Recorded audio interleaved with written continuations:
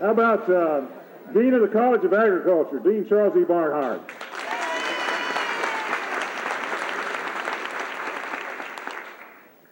Dr. David Roselle, President-elect of the University of Kentucky.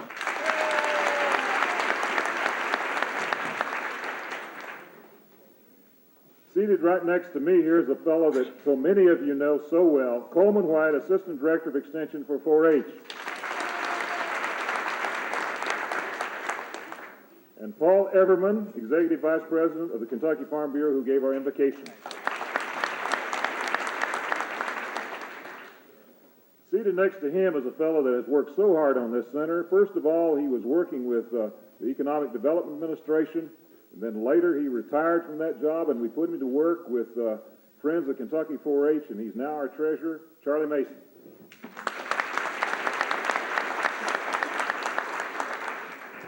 And next to him is Shirley Phillips, Associate Director for Cooperative Extension. Shirley? As a brand new Kentuckian, I can say you certainly know how to make a fuss over a person. You know, I'm leaving the Commonwealth of Virginia after a long time living there. And in particular, I've been doing my present job for several years.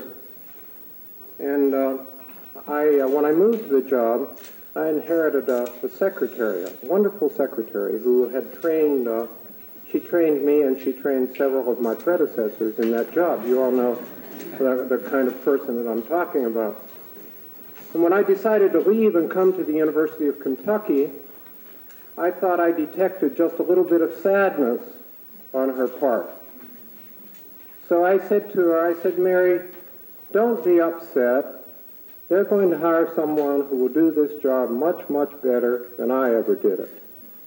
And she said, yeah, that's what they said when they hired you. That's maybe what I remember most about leaving Virginia. I have been traveling an awful lot in Kentucky, and there are a lot of things that stand out in my memory of traveling in Kentucky, too. One that I'll tell you about was we were driving along the highway, and we came past a sign, and it said on the sign, Joe Jones, veterinarian/taxidermist. And then under that it said, either way you get your dog back.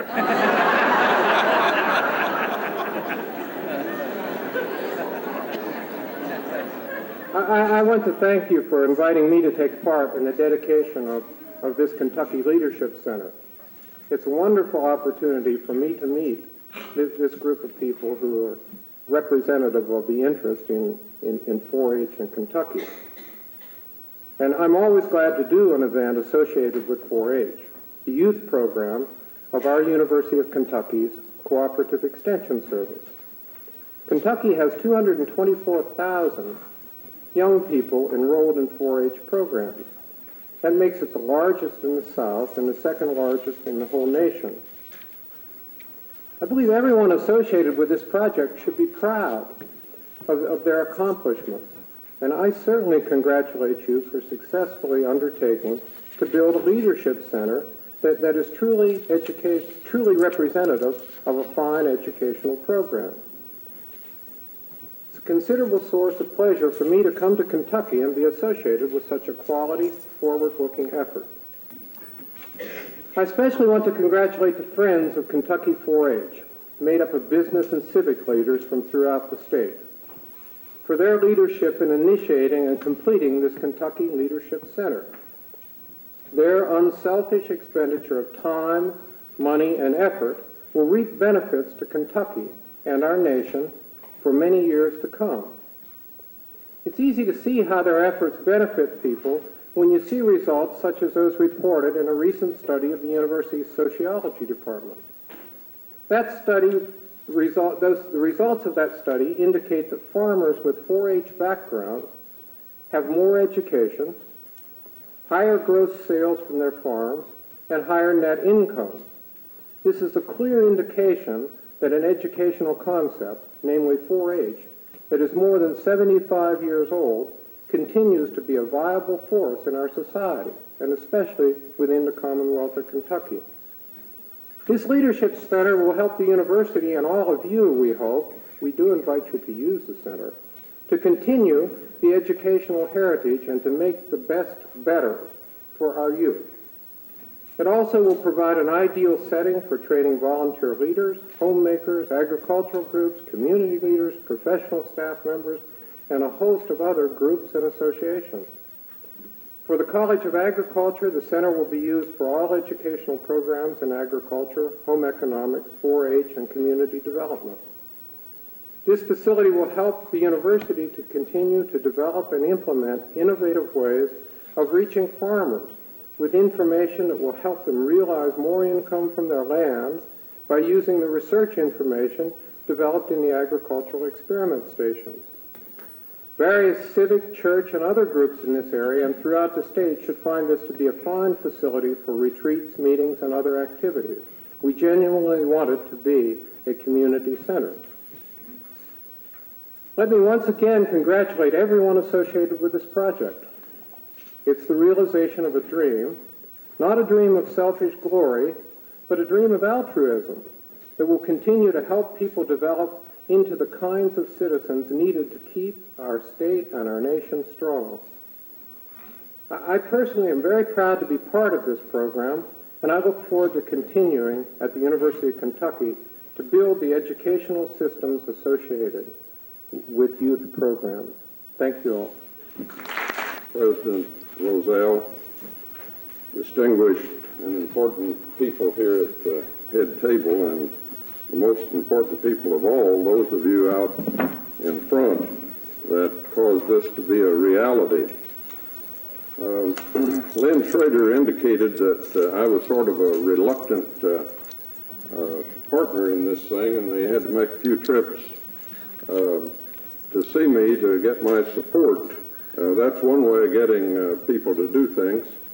Conrad Feltner and I decided on the 12th of December, 1968, that we would build this building in this particular spot. And so we've had to maneuver around quite a lot to cause this committee to support us in this, and I even had to act like I didn't even care where it was going to be built down here. But it certainly has been a great almost 20 years that we've been involved in developing this facility here. On the 12th of December 1968, a few of us, and there are a few people here in the room that were also here, climbed across a barbed wire fence out here on the road in this high spot just as you come in, and we did a little dirt moving and the like, and that constituted the groundbreaking for the Cumberland 4-H camp. And of course, this has been our great 4-H camp. We've enjoyed so much the opportunity of working with all of the people in this part of the state and others from throughout the state that are interested in our camping program. And everyone has been hugely successful, and you do it with enthusiasm and with great professional expertise. And we could not have our great cooperative extension service in Kentucky and the greatest 4-H program in the world if it were not for all of you sitting out here today, our most effective and highly admired 4-H leaders. This camp, if this facility were to be dedicated to one group, I would dedicate it to the 4-H, the volunteer 4-H leaders of this state. You have done so much for our young people. You've done so much for the citizens of the Commonwealth. And I know we can plan on your continuing to do these great things. There are 2 or 3 other people that I want to recognize specifically for having brought this building and this program into reality. Certainly we could not have had this building at the stage of completion as it is today if it were not for the great Congressman from the 5th District, Hal Rogers. Ron Sheets is another person that I certainly cannot praise more.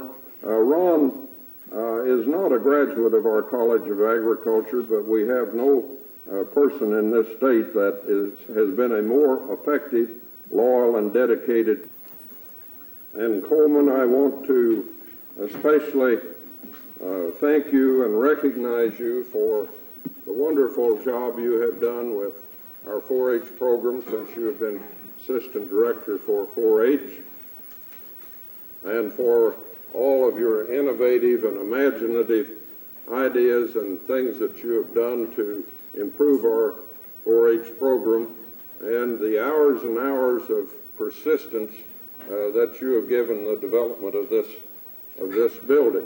I also want to thank John Walker, Associate Dean, and the College of Agriculture for development, and my right-hand man for the many, many hours he and his staff have spent in supervising the construction of the building and working on details and working on the plans. John has been involved in working on the plans of how we will schedule the building, what the cost charges will be, and all of these things. We could not have had this building occur if it had not been for the help of our own people like John Walker and Coleman White, and certainly these tremendous public servants like Ron and Lynn and Charlie and Stan and the others, several hundred that have been involved in this thing.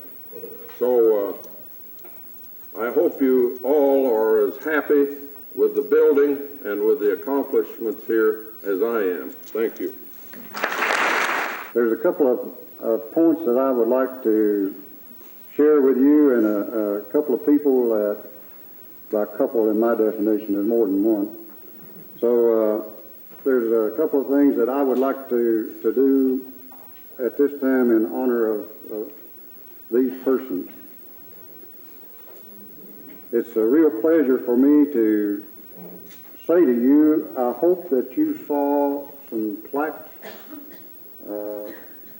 on the walls as you came in the front entrance. Now this plaque that was just unveiled is going to be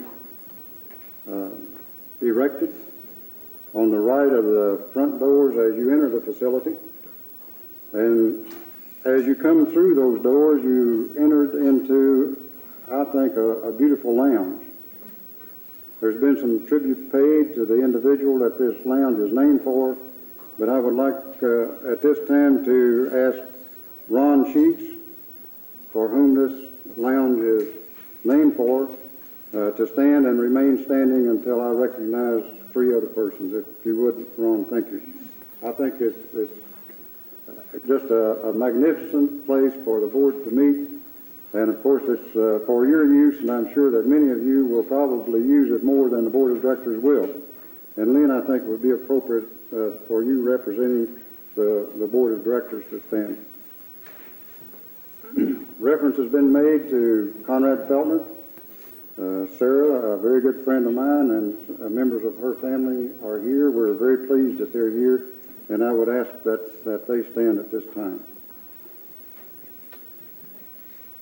The Linwood Schrader Conference Center, Lynn is doing double duty on representing Friends and also the Conference Center. We feel that the person that has done just an extraordinary, outstanding job in helping to coordinate all of the fun that many people have had in putting this complex together, that it would be very appropriate for the Conference Center, room A, B, C, and D, to be named in honor of Linwood Schrader. And Mr. Gary Miller, President of the State Extension Advisory Council. And I'm going to join them over here, and we'll unveil the plaque.